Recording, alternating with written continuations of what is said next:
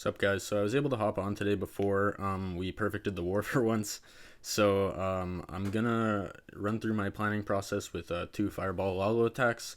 Gonna go in, do the live hits, and then afterwards maybe we'll take a look back and see what went well, what went wrong, and maybe explain some things that I wasn't able to in the process of live attacking, because sometimes I forget to talk or forget to explain what I'm doing. So without further ado, let's just jump right into it. Alright, I'm gonna hit this base first. I'm gonna be attacking with my main, so I'm using Fireball Lalo. Here, there's quite a few different ways that you could hit this base, to be honest with you, but I'm just gonna go and I'm gonna invis this and this.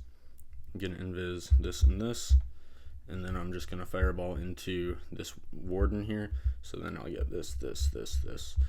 But yeah, and then I'm gonna just quickly pull into the town hall here, smash through that, have my siege barracks working out here, king ability to open all of this up, and then jump into the back end. Pretty simple. Should be able to swag the Lalo if everything goes correct. So let's hop into it. Okay. Selecting my siege barracks, and then we're gonna start testing for traps here. So we'll drop a goblin like so. Looks good. And then we're gonna go invis, and warden here, and fireball. Perfect. Didn't activate the town hall as planned, and that's all good. I'm just gonna let him take a couple buildings here, and then we'll start the king once he probably takes this collector here. So now we can send the king here, dropping 2 there, and then a wall break. Now giant and siege barracks. Now we can give the king his support here. Everything's working in. Looking good so far. I'm gonna wall break. Whatever. There we go. Let's wall break that second one now. Gonna drop 1 druid up there and open everything with the king. Get the poison down. I'm just gonna let him die to that single. It's okay. He got the value that we needed. We'll see if we can get a late headhunter in to just make sure that RC goes down. Good.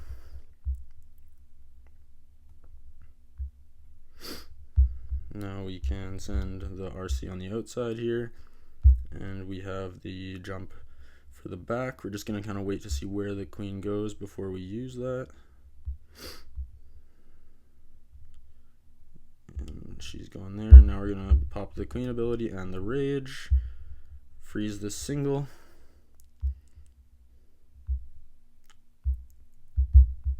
And there goes the RC ability. Still have all my invises. Letting the RC die too. We're just gonna focus on the queen at this point, and then it's all just clean up.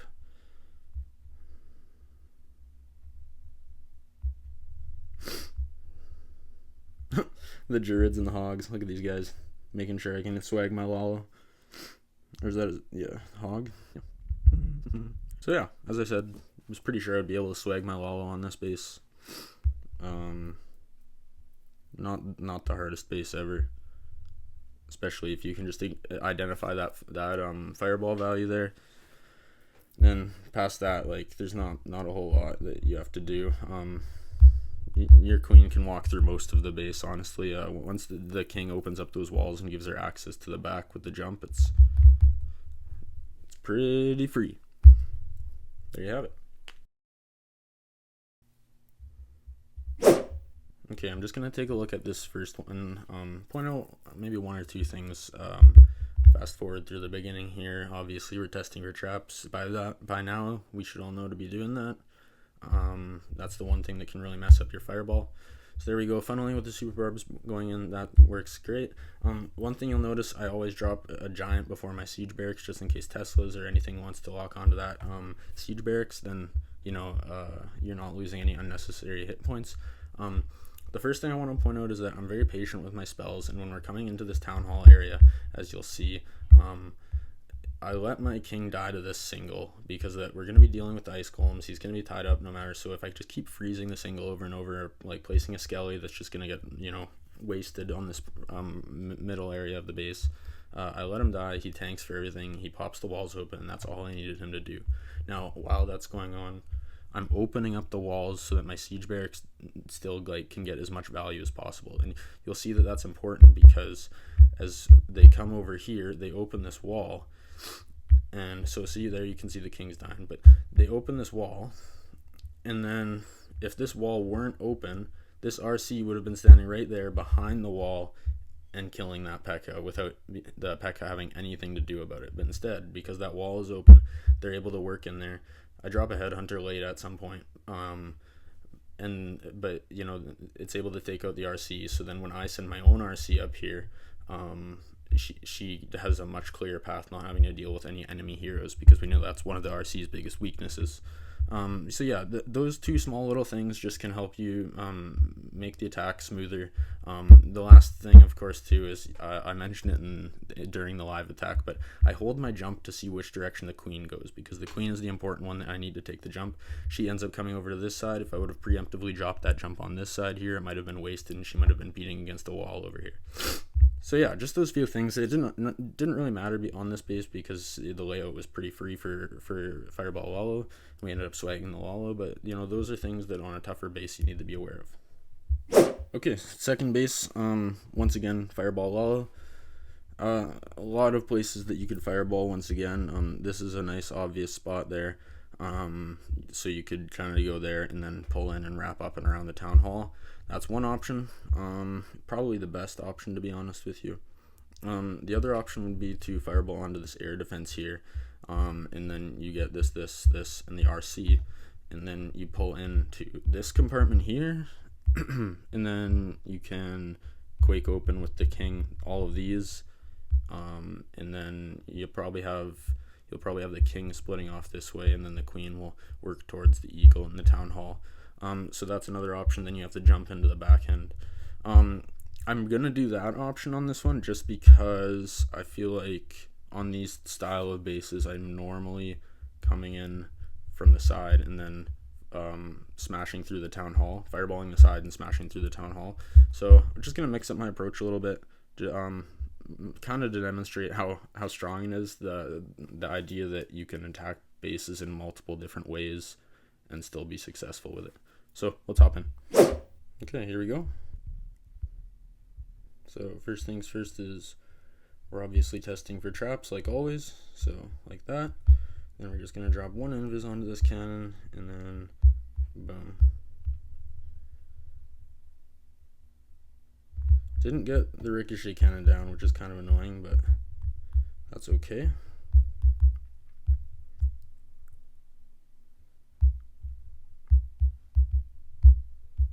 And here we go.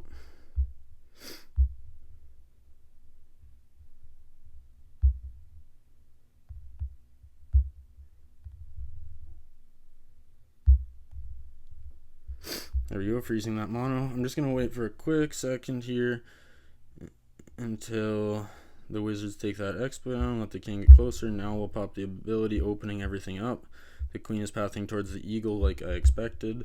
Those druids are about to die, so we're sending 2 more into support. Everything is looking good. There's the jump on the back end. Kind of misplaced that, actually. I wanted to get it on this side too, but it's okay. We're at 42%, so the town hall still isn't activated, which is nice. Queen should wrap around and grab it at some point. Not too worried about that.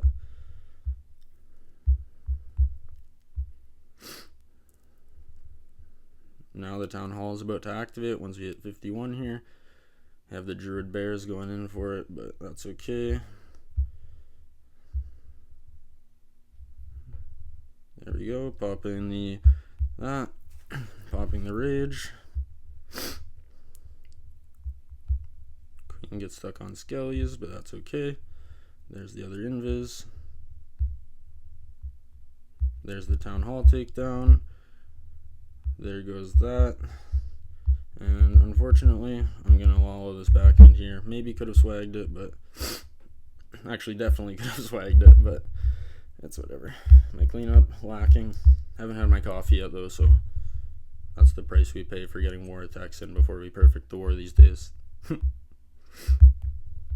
Yeah, but yeah, pretty garbage attack. The town hall takedown was a little sketchy there. My queen took forever to go there, and that jump was bad. But I mean, that's kind of the whole point of why I'm demonstrating these different approaches that you know, maybe other people would think of and try. And you don't have to have the exact same plan as me, because this army is just that powerful. Okay, on the second base, just like a few things again that I wanted to point out quickly. Um, so as I mentioned before, the standard plan for this base would be to fireball this area and work up through the town hall. And the reason we do that is because then we're luring the clan castle before we encounter the monolith, so that we can deal with it out of range of that. And then also, there's a lot of heroes down here to deal with early. The only downside is, of course, the ricochet cannons, but you can deal with those. But then you quake open this stuff, and then you're able to jump into the back if you really want to, and completely smash the base. We still end up completely smashing it, and I just wanted to point out a few of the things that we did to make that happen going through the core. So we'll fast forward through the fireball. As always, it's pretty standard. You'll always see me dropping my giant before my siege barracks. Now, here we go, encountering the clan castle. In this case, I saw the mono lock on, and I drop a skelly and then a freeze, just because I did want to try and preserve my king a little longer here. But then I open these walls up, let everything work in, and then everything starts to kind of go away from the town hall. The queen was so close to getting to it, but just, maybe nice base layout that the pathing there wasn't close enough for her to come. But so she ends up coming around, and then I have the warden get locked on by the town hall coming up here. And you'll notice that in this scenario, I still have 3 invises because I didn't use any on the fireball, really. I used 1 on the fireball.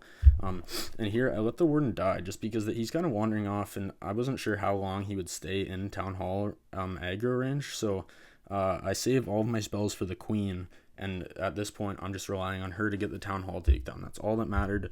So really patient, saving all my spells, waiting for her to work through and then finally, once I see that she's got it down and secured, then we're focusing on just clearing this back end. But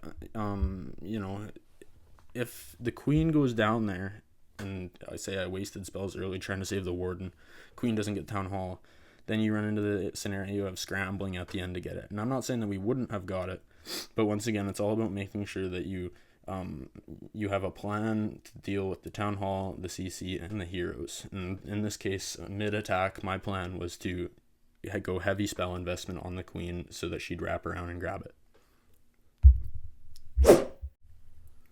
Alright guys, so hopefully the more of these I post, the better idea you'll get on how to approach these bases.